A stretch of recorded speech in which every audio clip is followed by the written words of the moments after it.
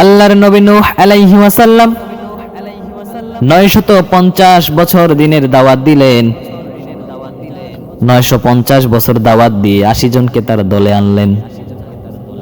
আল্লাহর নবী নূহ আলাইহি ওয়াসাল্লাম যখন দাওয়াত দিতে যাইতেন, কাফেররা চাদর দিয়ে কান মুড়ি দিয়ে রাখতো, তাকে পাগল বলে গালি দিত।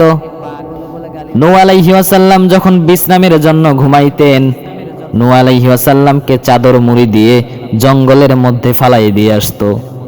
নূহ আলাইহি ওয়াসাল্লামের ঘুম ভাঙলে আবার আয়েশা কওমবাসীদেরকে দাওয়াত দিত।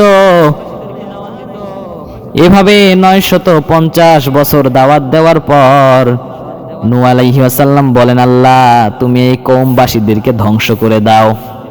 আল্লাহ বলেন, কেন গো নূহ? নূহ আলাইহি ওয়াসাল্লাম বলেন, আল্লাহ এরা সকালে দাওয়াত দিলে দুপুরে ভুলে যায়, দুপুরে দাওয়াত দিলে বিকেলে ভুলে যায়, এদের থেকে যারা আসবে তারা আরো বড় ডাকাত হবে গো আল্লাহ। আল্লাহ তুমি এদেরকে ধ্বংস করে দাও। আল্লাহ বলেন, নূহ নৌকা বানাও। নূহ আলাইহি ওয়াসাল্লাম নৌকা বানাতে লাগলেন, শাল গাছের কাঠ দিয়ে পাহাড়ের উপরে নৌকা বানালেন। কাফেররা বলে, নূহ তুমি কি পাগল হয়ে গেছো? নৌকা বানাও, বৃষ্টি নাই, বর্ষা নাই। আল্লাহ বলেন, আমি বড় বন্যা দিব। আল্লাহর উপর তাওয়াক্কুল করে আল্লাহর নবী নূহ আলাইহি ওয়াসাল্লাম নৌকা বানাতে লাগলেন। নৌকা বানানো শেষ হলো, অমনি করেই বন্যা শুরু হলো।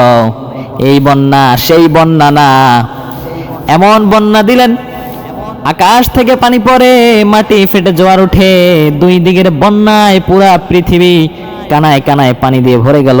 আল্লাহর নবী নূহ আলাইহি ওয়াসাল্লাম ঈমানদার মুত্তাকি মুসলমানদেরকে নিয়ে নৌকার মধ্যে উঠলেন। এই নৌকা যদি পর্বতের মধ্যে যায় থামলো, ওই দিনটাও ছিল এই মুহররমের 10 তারিখ। এজন্য মুহররমের দিনটা সাধারণ দিন না, মুহররমের মাসটা সাধারণ মাস না, অসাধারণ একটা মাস।